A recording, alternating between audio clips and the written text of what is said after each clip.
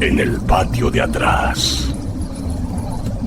Hola, bienvenido, acompáñame a conocer una nueva historia. Que seguro nos hará pensar si en verdad estamos a salvo.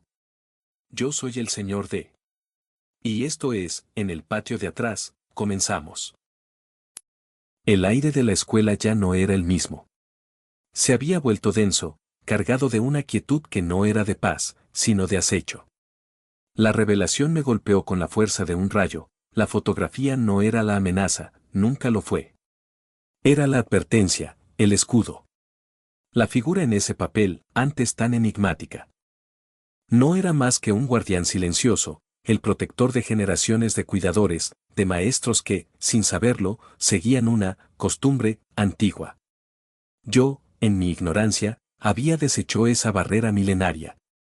La imagen ahora estaba rota, fragmentada. Su propósito había concluido. Y con ello, la sombra hambrienta que los viejos diarios clandestinos de la escuela describían, esa presencia que acechaba en los niveles más profundos, en el pozo clausurado del subsuelo, ahora estaba despierta. No era una insinuación, era una certeza visceral. Su presencia se expandía, palpable en cada rincón oscuro.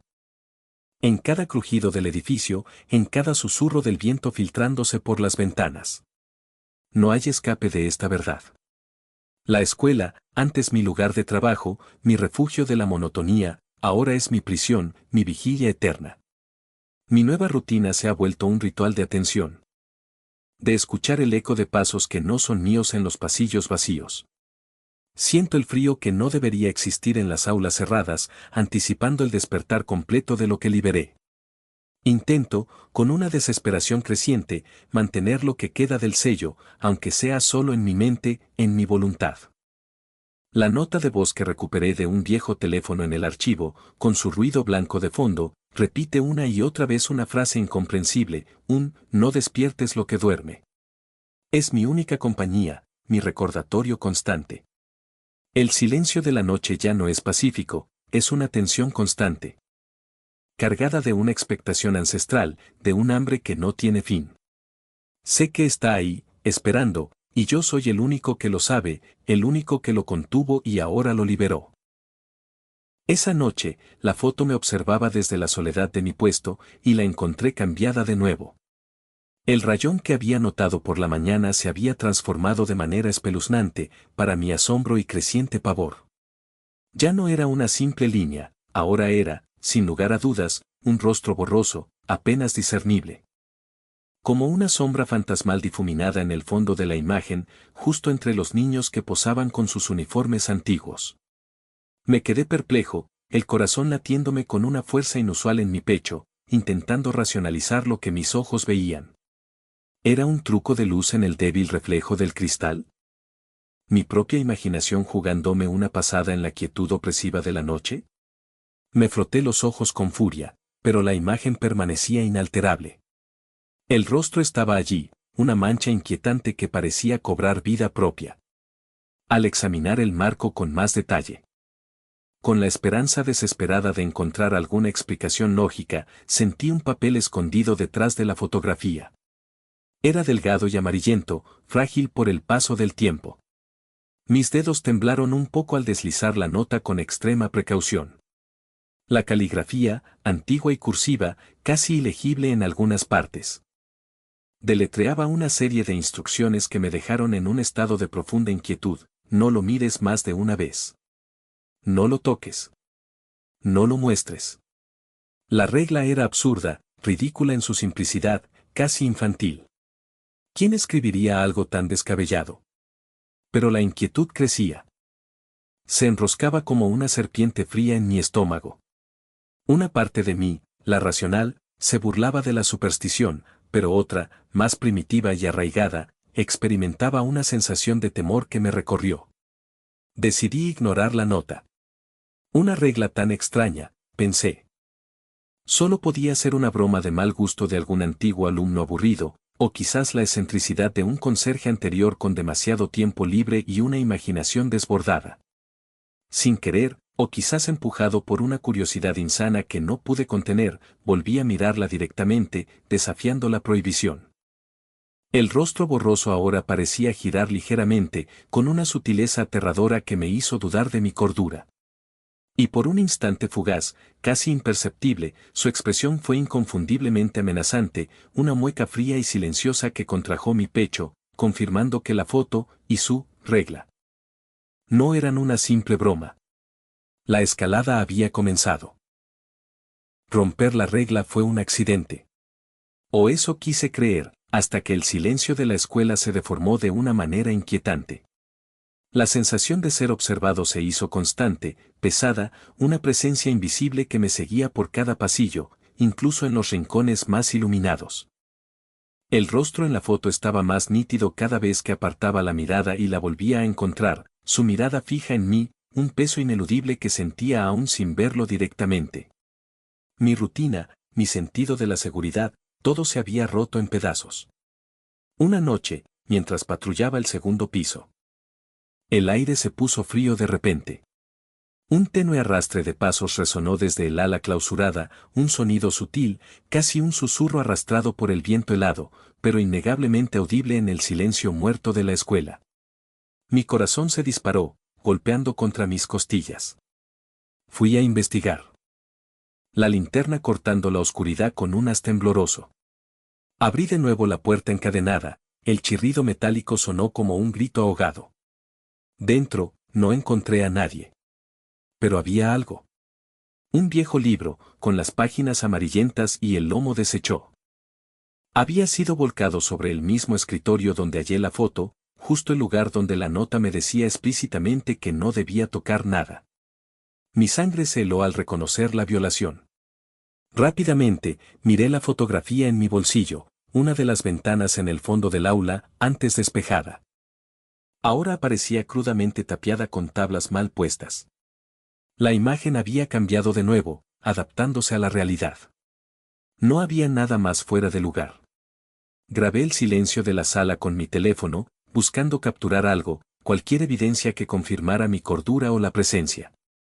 Al reproducir la grabación, entre la estática persistente, un leve zumbido de baja frecuencia acompañaba un tud rítmico y pesado, casi como un latido lejano que vibraba en la estructura de la escuela.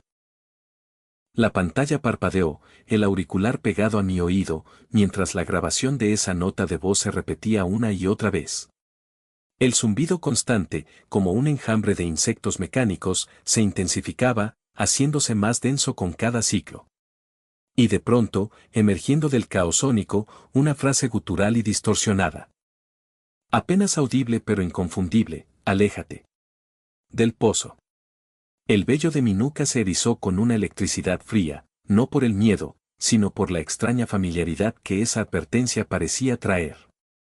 El rostro en la fotografía, que había estado mirándome con una neutralidad inquietante. Ahora tenía una mano cubriendo su boca. No era una pose, sino un gesto de desesperación, como si intentara silenciar lo que yo acababa de escuchar, o quizás, como si intentara silenciarse a sí mismo. Me obligué a regresar al ala clausurada, mi linterna bailando en la oscuridad opresiva. Cada sombra pareciendo cobrar vida. Allí, justo frente al viejo escritorio desvencijado, una mancha oscura y húmeda se extendía sobre las tablas de madera del suelo. No era agua de una tubería rota, ni la mugre habitual de los rincones olvidados. Tenía un color y una textura extraños, casi aceitosa. Y parecía irradiar una frialdad antinatural que se colaba bajo las suelas de mis zapatos. La mancha se extendía sutilmente hacia el rincón más profundo del ala, un rastro tenue, como si algo la hubiese arrastrado. Me sentí inexplicablemente atraído y repelido a la vez, como si mis pasos no fueran míos. Me detuve en seco al ver mi reflejo en un cristal oscuro de una ventana rota, un truco de la luz. Pero lo que me hizo temblar no fue la imagen en sí, sino el ver mi propia boca moverse un instante antes de que yo hablara, como un eco invertido, una premonición silenciosa de las palabras que aún no salían. Ese reflejo, esa boca que se anticipaba a mis propias palabras, fue la primera advertencia real, una señal de que lo que estaba sucediendo trascendía la simple percepción. Al regresar al puesto de seguridad, la figura en la fotografía ya no me miraba, ahora su mano extendida, con el dedo índice ligeramente doblado. Apuntaba directamente hacia la mancha en el suelo de la imagen. La regla no era solo sobre verla, sino sobre las consecuencias de ignorarla. Intenté hacerlo, me obligué a pasar mis noches sin ver la foto, sin buscar sus cambios, pero la escalada no cesó. El ambiente en la escuela se volvió más denso, más opresivo. Al día siguiente, al volver al ala clausurada, la anomalía era innegable. Los muebles, que recordaba dispersos y cubiertos de polvo, se habían movido. Un pesado escritorio de madera oscura, con sus cajones sellados por el tiempo, ahora bloqueaba el pasillo que llevaba directamente al rincón más oscuro, casi ocultándolo por completo. Era como una barrera intencional, dispuesta con una fuerza que yo no poseía. La sensación de que algo me protegía, en lugar de acecharme, empezó a crecer. El monstruo de la foto no era el depredador que yo había temido. Había otra cosa. La fotografía cambió de nuevo en el archivo.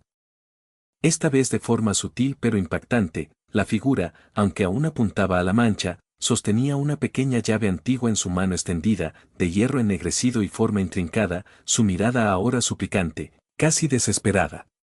Una búsqueda rápida me llevó de vuelta al ala clausurada. Mi corazón latiendo con una nueva esperanza, mezclada con el terror. Justo sobre la mancha oscura en el suelo, allí donde el escritorio había bloqueado el camino, descubrí una llave oxidada, idéntica a la de la fotografía, semi-oculta bajo una fina capa de polvo y madera podrida. Con la llave en mi mano, el escalofrío que me recorría ya no era solo de miedo, sino de una verdad inminente. La llave no era para una puerta, como había supuesto al principio. Al arrodillarme y examinar la mancha, pasé la mano sobre las tablas. Cerca del borde de la mancha, casi imperceptible, encontré una pequeña cerradura oculta en el suelo, del mismo metal ennegrecido que la llave. Al insertarla y girar, con un chasquido suave que resonó en el silencio del ala, una trampilla de madera vieja se abrió, revelando un espacio angosto y oscuro debajo, un vacío que parecía tragar la luz de mi linterna. Me arrastré dentro, el aire denso y rancio. Allí, apilados descuidadamente, encontré diarios y notas garabateadas, la tinta desvanecida por el tiempo y la humedad, pero aún legibles en algunos fragmentos. Eran de antiguos conserjes de la escuela, sus nombres borrosos, sus letras temblorosas. Describían una sombra hambrienta, sellada en un pozo ancestral ubicado bajo los cimientos mismos de la escuela, una entidad que, según sus textos, se alimentaba de la desesperación, de la soledad que se acumulaba en los pasillos vacíos. La imagen, la fotografía, era el único que los contenía. Una especie de guardián silencioso, un centinela de papel. Las reglas, las que yo había roto al mirar la foto sin seguir sus patrones, no eran una maldición en sí mismas, eran un ritual, una costumbre, transmitida, para mantener a esa sombra pasiva, para preservar el sello.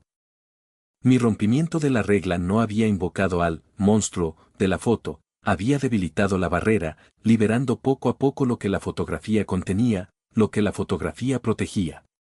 En ese instante, la temperatura en el ala clausurada cayó bruscamente, el aire se volvió pesado, y de lo más profundo del pozo. Un gruñido gutural y vibrante, como el lamento de la tierra misma, ascendió por los viejos cimientos, haciéndolos retumbar bajo mis pies. La protección se había ido. Porque a veces lo peor no está bajo la cama, está en el patio de atrás.